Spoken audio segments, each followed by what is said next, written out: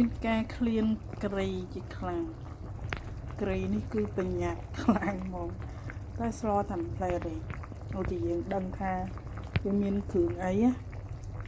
ស្លតាមផ្លែយើងហៅតាមផ្លែបានងាស់ចោលចឹងទៅដល់ម៉ោងវាផុយឯង